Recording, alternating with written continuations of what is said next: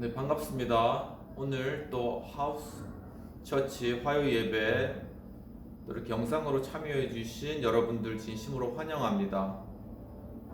이 시간 사도신경으로 신앙 고백하시고 오늘 하우스 예배 시작하도록 하겠습니다. 전능하사 천지를 만드신 하나님 아버지를 내가 믿사오며 그 외아들 우리 주 예수 그리스도를 믿사오니 이는 성령으로 잉태하사 동정녀 마리아에게 낳으시고 본디오 빌라도에게 고난을 받으사 십자가에 못 박혀 죽으시고 장사한 지 사흘 만에 죽은 자 가운데서 다시 살아나시며 하늘에 오르사 전능하신 하나님 우편에 앉아 계시다가 저희로서 산자와 죽은 자를 심판으로 오시리라. 성령을 믿사오며 거룩한 공회와 성도가 서로 교통하는 것과 죄를 사하여 주시는 것과 몸이 다시 사는 것과 영원히 사는 것을 믿사옵나이다. 아멘. 네, 오늘 찬송가는 새 찬송가 540장 함께 찬양하시겠습니다. 주의 음성을 내가 들으니 사랑한단 말일세. 믿는 마음으로 주께 가오니 나를 영접하소서. 내가 매일 십자가 앞에 더 가까이 가오니 그새 주의 흘린 보배 피로써 나를 정케 하소서. 이 시간 또한 성찬과 헌금을 위하여서 기도하시겠습니다.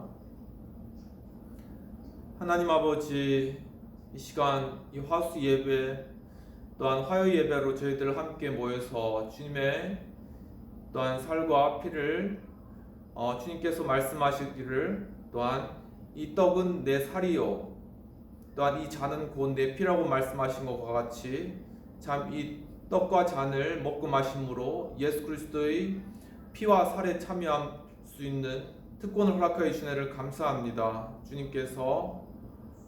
주님, 저희들이 성찬에 앞서서 먼저 저희들의 죄악을 주님 앞에 자백하오니 저희 마음 가운데 또한 입으로 또 저희들의 행동으로 지었던 모든 죄악들을 다 주님께서 용서해 주시옵시고 참으로 이제 주님 앞에 순결하여져서 주님의 떡과 잔에 참여할 때 정말 예수 그리스도께서 십자가에서 고난당하시고 죽으시고 부활하심에 우리도 동일하게 함께 참여하는 복된 성찬이 될 수 있도록 주님 인도하여 주시옵소서. 하나님 아버지, 또한 이 하우스 처치, 하우스 예배를 위하여서 헌금한 손길을 위해 주님께서 축복하여 주시옵시고 주님이란 헌금이 참으로 30배, 60배, 100배로 커다란 결실로 나타나게 하시옵시며 현금을 드린 손길을 위해 배나 주님께서 크게 축복하시고 또한 그 사업의 그 모든 일들 가운데 주님 큰 축복으로 함께하여 주시옵소서. 감사하고 그 모든 말씀 우리 주 예수님 이름으로 기도합나이다. 아멘.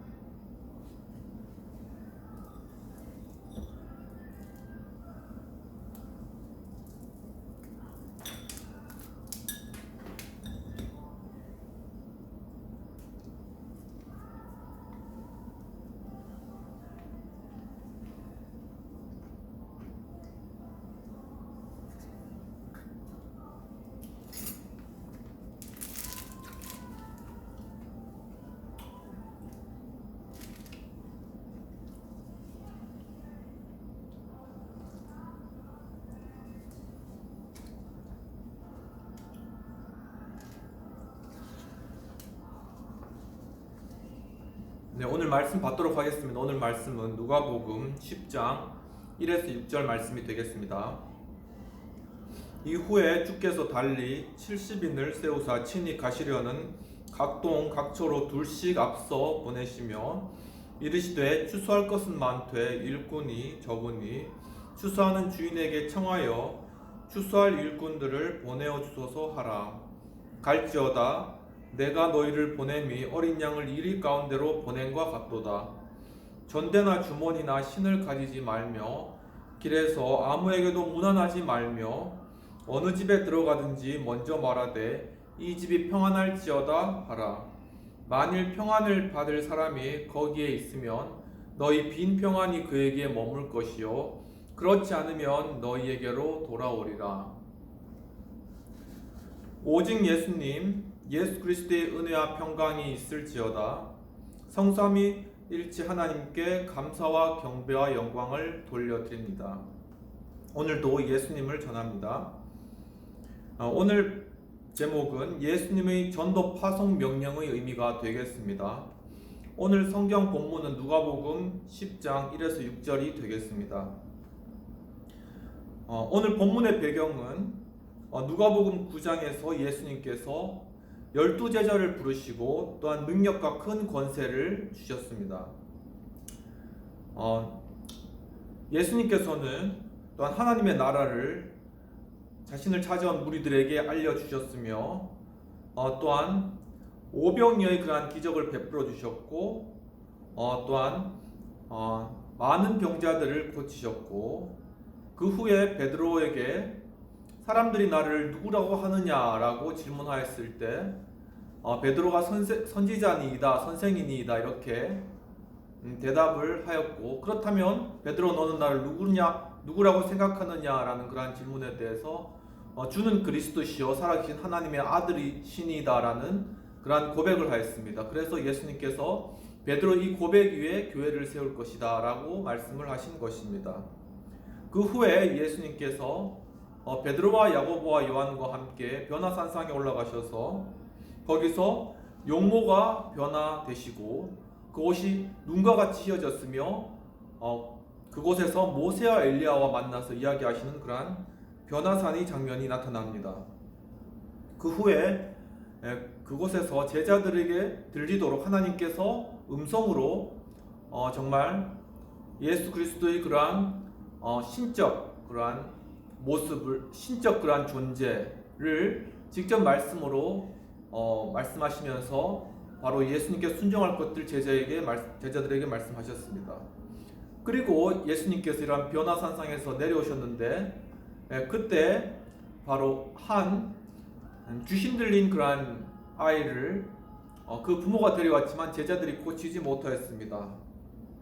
이때 예수님께서 기도로 그 어린아이에게 들린 귀신을 쫓아내시고 그 다음에 바로 기도 외에는 이런 이유가 나갈 수 없다라고 말씀을 하시면서 또한 제자들에게 하나님 나라에 관한 일들을 알려주셨습니다. 그런데 제자들 가운데 누가 크냐라는 그러한 다툼이 발생하게 됩니다. 그때 예수님께서는 한 어린아이를 데려다가 이 어린아이를 영접하는 자가 곧 나를 영접하는 것이니라고 말씀하시고, 또한 사마리아 촌으로 지나가려고 하셨는데 사마리아에서 예수님이 유대인인 그러한 이유로 영접하지 않자 바로 예수님께서는 바로 그곳에서 돌아서 바로 예수님께서 가시고자 하시는 곳을 가시게 되는 그러한 장면이 오늘 본문의 배경이 되겠습니다. 결국 이러한 모든 것들을 통해서 하나님의 나라를 예수님께서는 이루어가고 계십니다. 오늘 본문 내용은 70인의 그러한 제자 파송과 관련된 그러한 내용이 되겠습니다. 즉 70인을 각동 각초로 둘씩 앞서서 보내시면서 추수할 것은 많되 일꾼의 적으니 그러므로 추수할 주인에게 청하여 추수할 일꾼을 보내어 주소서 하라라는 그러한 명령을 예수님께서 제자들에게 하시는 것입니다. 그러면서 전대나 즉 돈주머니도 주머니나 신을 가지지 말고 그리고 길에서 문안받지도 말고 어떤 집에 들어가면은 평안할지어다 라고 그렇게 이야기를 하면서 또한 그 집에 머물라고 하시고 만약에 그때 그 평안을 받을 사람이 있으면은 그 평안이 그에게 임할 것이고 그렇지 않으면 다시 제자들에게 돌아올 것이다 라고 말씀하시는 그러한 장면이 되겠습니다. 바로 이러한 과정 가운데 나타난 예수님의 전도 파송 명령의 의미가 무엇인지를 오늘 말씀을 통하여서 함께 나누고자 합니다. 첫 번째로 예수님의 전도 파송 명령의 의미는 바로 추수할 일꾼들을 보내어 주소서라고 기도하라는 그러한 것입니다. 본문에서는 2절에서는 이르시되 추수할 것은 많되 일꾼은 적으니 그러므로 추수하는 주인에게 청하여 추수할 일꾼을 보내어 주소서 하라, 그렇게 기도를 하라고 말씀하고 계십니다. 즉 기도의 그러한 명령을 주셨다는 것입니다. 오늘 본문에서 바로 일꾼이라는 것은 원어 에르가테로 노동자가 힘들어서 일하는 사람, 근로자, 그리고 고용자와 같이 누구에게 소속되어서 일하는 그러한 사람을 의미하는 것입니다. 사랑하는 성도 여러분, 참으로 주님께서 우리에게 맡겨주신 사명 잘 감당하는 그러한 주님의 일꾼 되기를 이 시간 주님의 이름으로 축원드립니다. 이와 같이 바로 예수님의 전도 파송 명령의 첫 번째 의미는 바로 추수할 일꾼들을 보내어줘서 하라고 바로 기도를 하라는 그러한 명령의 의미가 있다는 것입니다. 여기서 바로 이렇게 하나님 앞에 간절히 기도했던 그러한 성경의 그러한 인물들이 구약과 신약에 나타나고 있습니다. 구약에서는 바로 이사야가 정말 높이 그러한 계신 주님 즉 높이 하늘에서 주님의 보좌에 앉아 계신 그 하나님 그 주님을 보며 또한 그 주변을 스랍들 즉 천사들이 둘러싸서 하나님을 찬양하는 그러한 부분을 보게 되었는데, 거기에서 정말 이사야가 이 장면을 보고 자신이 굉장히 죄인이라는 것들을 깨달았습니다. 그런데 그때 천사가 와서 그 이사야의 입에 수출되자 그 입이 정결해지자 하는 말이 뭐냐면 제가 여기 있습니다. 나를 보내소서라고 이야기를 한 것입니다. 이와 같이 바로 예수님의 그러한 일꾼을 모집하는 그러한 과정들은 바로 이러한 자원하는 심령들을 통한 바로 그러한 사람들을 통해서 이루어진다는 것입니다. 또한 사도행전 6장에 보면은 바로 7 집사를 세우는 장면이 있습니다. 즉 과부를 구제하고 또한 이런 구제 업무들을 하는 것에 있어서 사도들이 말씀과 기도에 전무해야 되기 때문에 그 대신 일할 수 있는 7명의 집사를 세우게 되는데 그 중에 스데반을 세우게 되는 것입니다. 그런데 그때 바로 사도들이 어떻게 그 일꾼들을 세웠냐면은 그들에게 간절히 기도하고 성령과 권능이 충만하게 임하도록 기도하고 안수하였다는 그런 것입니다. 이와 같이 우리가 주님의 일을 할 때는 바로 주의 종의 안수, 목사님의 안수가 간절히 필요하다는 그런 사실입니다. 또한 예수님께서 본인도 누가복음 6장에서 제자들을 12제자를 부르실 때 바로 산에 가셔서 밤새도록 기도하시고 그 12를 세우셨다라고 이야기하고 있습니다. 이처럼 주님의 일을 감당할 수 있는 그러한 일꾼을 세우는 것은 무엇보다도 가장 중요한 일이기 때문에 깊은 기도와 간구 가운데 이 일들이 이루어져야 한다는 것입니다. 이와 같이 예수님의 전도 파송 의미는 바로 첫 번째로 추수할 일꾼들을 보내어 주소서, 이와 같이 하나님 앞에 일꾼을 간구하는 기도를 해야 한다는 것입니다. 오늘 기도의 사람으로 조지 뮬러의 그러한 생애를 살펴보고자 합니다. 조지 뮬러는 프로이센 크로펜스타트 출생으로 어렸을 때는 거짓말하고 도둑질하는 그러한 일들을 잘 했어요. 그래서 16세 때 또한 구속되기까지 하고 그래서 도저히 안 되겠다고 해서 그 아버지가 쉐멘백이라는 곳으로 이사를 하게 됐는데 거기서 어떻게 아무튼 조지 뮬러가 할레 대학에 들어가게 됩니다. 그때까지도 이제 정신을 못 차리고 있다가 20세 때 어떤 성경 공부 모임에 갔는데 어떤 변화가 이루어진 거예요. 이와 같이 바로 주님의 말씀이 주어지면 그때 영혼이 변화가 일어나는 것입니다. 그 이후에 런던 선교사 협회 선교사로 그가 부름을 받고 1829년 영국행을 하게 됩니다. 그런데 그 몸이 안 좋아서 휴양 여행을 그가 하는 도중에 테인 마우스라는 곳에서 10일간 쉬었는데 거기서 바로 어떤 분으로부터 은혜의 교리에 대한 내용을 듣고 거기에 확신이 생겨서 그때부터 내가 보급도 받지 않겠다, 그리고 누구한테 직접 돈을 요청하지도 않겠다, 오직 기도를 해결하겠다, 그런 결심을 하게 되는 것입니다. 그래서 5만 번 기도 응답 받은 사람이라고 그런 거죠, 조지 뮬러를. 그래서 그가 기도 응답을 받은 레포트를 매월 그렇게 발간을 하게 됐는데 그것이 아주 큰 감동을 주었고 그 다음 이것이 고아원 사역에 큰 도움이 되었다는 것입니다. 그래서 그가 애슐리 다운 고아원이라는 것도 그가 이렇게 설립하게 되었는데 바로 어떤 추운 겨울날 보일러가 고장나는 일이 있었습니다. 그래서 막 아우성이 났죠. 막 애들 다 얼어 죽는다 막 그러면서, 요즘 갑자기 날씨가 추워졌지 않습니까? 근데 잠깐만 밖에 나가도 춥잖아요. 그런데 아예 그 보일러 자체가 고장나 버리는 거예요. 근데 거기 어린아이들이 굉장히 많이 있잖아요. 그래서 다 아우성이고 난리였는데, 그때 조지미가 나타나서 한 손에 이렇게 성경책을 들고 이렇게 나타나서 기도합시다 하고 그때 기도를 한 겁니다. 근데 바로 그때 갑자기 영국 전역에 동남풍이 불어와서 그 추위를 다 몰아내고 영국 전역이 따뜻하게 되는 그러한 놀라운 일이 일어났다는 그러한 예화도 우리에게 전해지는 것입니다. 이와 같이 정말 우리는 춘매 사역을 하는데 가장 중요한 것이 바로 우리가 기도로 나아가야 된다는 것입니다. 이와 같이 추수할 일꾼을 보내어 주소서라는 일꾼을 구하는 그러한 기도가 우리에게 꼭 필요하다는 것을 오늘 말씀 가운데 보여주고 있는 것입니다. 두 번째로는 예수님의 전도 파송 명령의 의미 중에 두 번째로 전대 배낭 신을 가지지 말라 하셨다라는 것입니다. 즉 4절에 전대나 배낭이나 신발을 가지지 말며 길에서 아무에게도 무난하지 말며 라고 말씀하고 있습니다. 즉 세상 것을 의지하지 말라는 그런 의미입니다. 사랑하는 성도 여러분, 참 이 세상에 있는 그러한 돈이나 그러한 명예나 우리의 지위 이런 것들이 우리를 지켜줄 수 있을 것이라고 생각하지만 결코 우리 생명은 돈에 달린 것도 아니고 우리의 지위에 달린 것도 아니고 우리 명예에 달린 것도 아닙니다.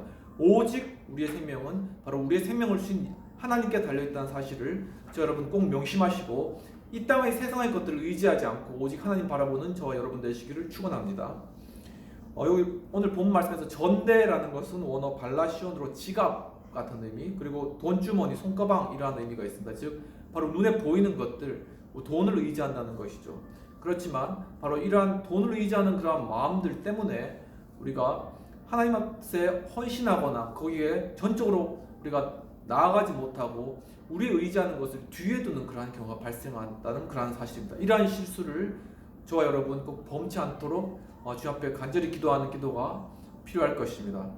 오늘 전대 배낭 신 가지지 말라라는 예수님의 전도 파송 명령의 의미는 바로 이 세상 것을 의지하지 말라는 의미인 것입니다.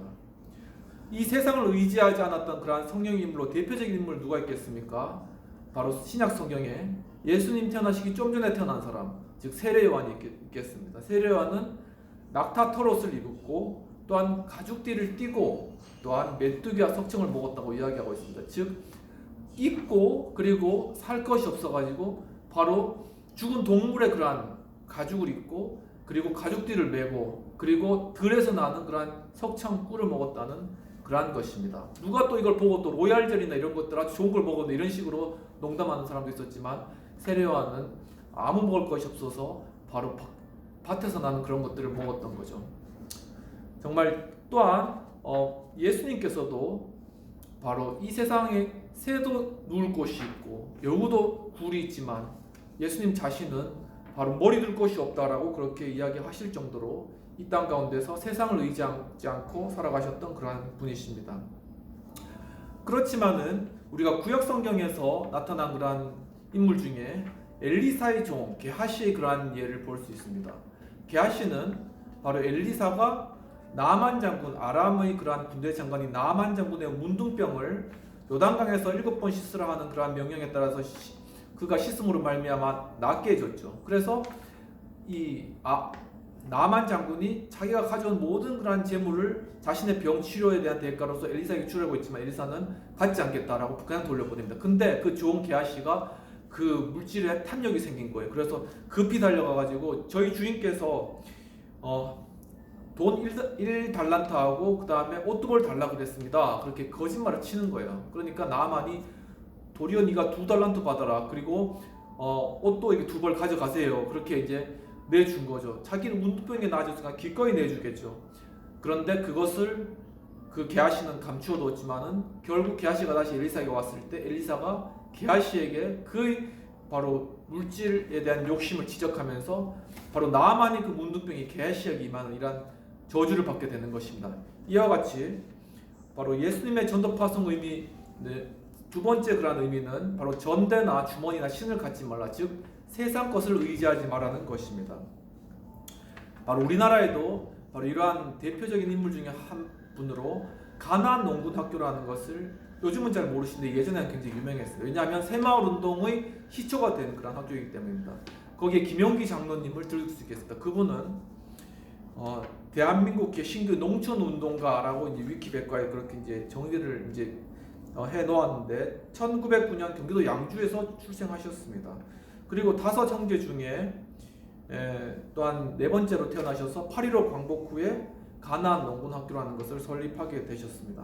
그래서 가나안 농군학교 그 초기에 이제 그 가나안 농군학교에서 이제 종을 치면은 이제 사람들이 이제 다 이제 와가지고 이제 아침 시작했던 거죠. 근데 바로 새벽정이 울렸네, 새아침이 밝았네, 바로 이게 새마을운동 노래잖아요. 박정희 대통령이 시작하셨는데 바로 그 시초를 바로 박정희 대통령이 가나안 농군학교를 가서 보고 배우고 시작했다는 그런 내용입니다. 그런데 그 김용기 장로는 평생을 인민복만 입고 그리고 이제 고무신만 신고 이렇게 살아셨던 것입니다. 근데 그 사람들이 그래서 공산주의자 아니냐, 인민복만 왜 입고 다니냐 그렇게 이제 이야기를 했는데 거기에 대해서 무슨 말이냐, 김일성 이전부터 존재했던 옷이다 그렇게 이제 일축해 버리셨다는 겁니다. 왜냐하면 그때 한국 경찰 제복이나 그러면 육군 사병 정복도 다 그 인민복하고 비슷하게 생겼기 때문입니다. 그리고 장제스나 장진고 이 사람 저 대만 총통이잖아요. 그분들도 다 그걸 입고 있었으니까 더 이상 사람들이 할 말이 없었던 거예요.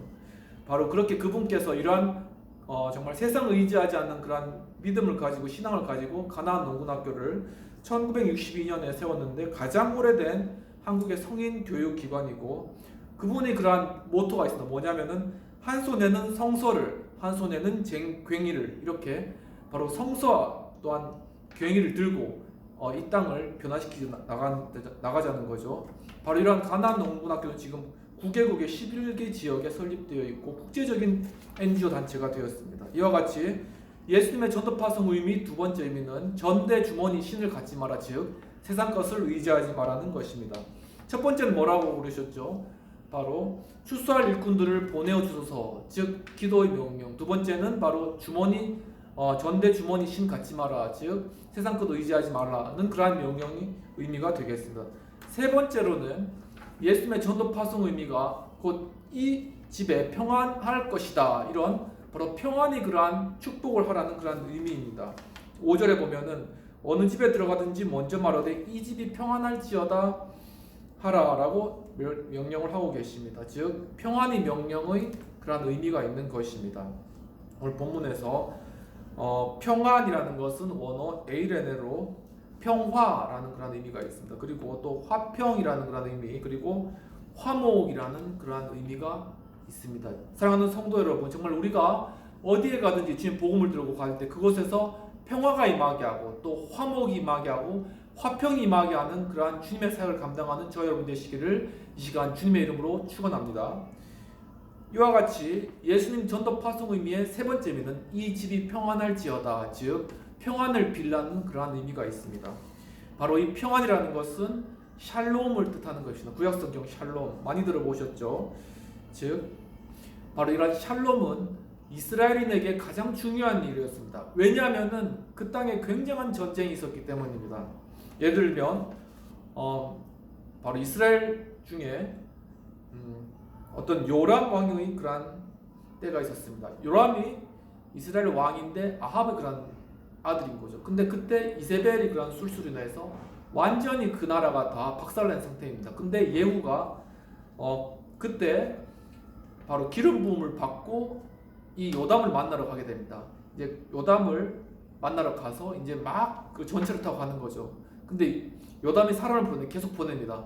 평안하냐고 물어라. 근데 평안이 네게 무슨 상관이 있냐면서 계속 뒤로 봅니다. 결국은 요람도 가서 평안이냐, 그렇게 샬롬이냐 묻게 됩니다. 왜냐하면은 평안이 아니면 전쟁이기 때문에. 그런데 예후는 이세벨의 술수가 이렇게 심각한데 평안이 있을 수 있겠느냐면서 요람을 죽이고 요람이 이제 염통으로 이제 화살로 쏴서 관통시켜 죽이죠. 그리고 아하시아도 병문 나왔던 아하시아도 요람과 함께 했다는 이유로 유다의 왕이었죠. 함께 죽게 되는 것입니다. 이와 같이 바로 이런 샬롬, 평화가 이루어지기 위해서는 바로 어떤 희생과 그러한 바로 피 흘림이 있었다는 것입니다. 그런데 이것은 결코 궁극적인 것은 아니었고 결국 다시 피는 피를 부르고 다시 전쟁은 전쟁을 부르게 되는 것입니다. 그렇지만 우리 예수님께서는 스스로가 십자가에서 대신 모든 죄악들을 다 담당하시며 피 흘려 주셨기 때문에 우리는 그 대속적인 피를 우리가 받아 누림으로 말미암아 진정한 평화, 진정한 샬롬이 우리에게 이루어진다는 것을 저 여러분 꼭 명심하시기를 바랍니다. 또한 예수님께서도 바로 이러한 평화를 우리에게 주시기 위해서 이 땅에 오셨다고 말씀하고 계십니다. 요한복음 14장에 곧 나의 평안을 내게 주노니 이거 내가 주는 이 평안은 세상이 주는 것과 같지 아니하다. 그렇기 때문에 너희는 근심하지 말고 두려워하지 말라. 우리가 예수 그리스도를 정말 우리의 마음가운데 깊이 영접하고 그분을 따라 살 때 우리 마음가운데 모든 근심과 두려움이 바로 예수 그리스도의 그 피 흘리심 가운데 우리가 사라지고 참된 평화와 샬롬을 누릴 수 있다는 것을 꼭 명심하는 저 여러분 되시기를 축복합니다. 결국 이 예수님에 관한 그러한 내용은 히브리서 7장에 나타나듯이 바로 멜기세덱의 반차, 즉 레위의 반차가 원래 이스라엘에 관한 정통 제사장 반차죠. 근데 그 반차를 따르지 않은 한 제사장 멜기세덱, 그가 바로 아브라함에게 축복하고 아브라함부터 11조를 받게 되는 그런 일들이 구약성에 나타나는데 바로 그 멜기세덱이 바로 유다 족속에서 난 예수 그리스도의 그런 예표고 바로 예수 그리스도 오실 자 그 예수 그리스도의 반차가 바로 멜기세덱으로부터 시작되었다는 것을 오늘 성경 히브리서에는 보여주고 있습니다. 바로 멜기세덱이 바로 평화의 왕이라고 또한 이야기하고 있기 때문에 예수 그리스도의 그러한 바로 가장 대명사가 되는 것은 바로 화평의 왕, 평화의 왕이라는 그러한 것입니다. 이와 같이 예수님의 제자 전도 파송의 그런 세 번째 의미는 이 집이 평안할지어다, 즉 평안을 선포하라는 그런 의미가 되겠습니다. 정말 이 땅 가운데 우리도 지금 안타깝게 분단 그런 과정 가운데 있었죠. 그런데 얼마 전까지 분단 과정 가운데 있었던 이 독일이 또한 극적인 그러한 사건을 통하여서 바로 화합되고 통일되는 그러한 과정들이 어떻게 나타나 있는지를 39일간의 그러한 내용을 독일 통일 자유와 화합의 기적이라는 그러한 책을 통해서 그 내용들을 기록을 하였습니다. 즉 1989년 10월 3일부터 11월 9일까지 38일간의 기록이었는데요. 거기 보면은 에리히 부세라는 성직자의 그런 이야기가 나타납니다. 근데 그는 폴란드에서 또한 공산당이라는 것의 리더십의 호구를 그런 밝히는 그런 일들을 하였다고 그 책에 나타나 있습니다. 또한 클라우스 카덴 목사 같은 경우에는 베를린 훔볼트 대학에서 6천여 대학생에게 자유로운 도서관에 접근할 수 있도록, 독일은 뭐 정보나 이런 것들이 우리도 예전에 그랬잖아요. 어떤 정보의 접근이 제한되어 있었잖아요. 그런데 그것을 자유롭게 접근하게 해달라고 하는 그런 요구를 하셨다고 합니다. 또한 하랄드 브라이트 슈나이더 목사는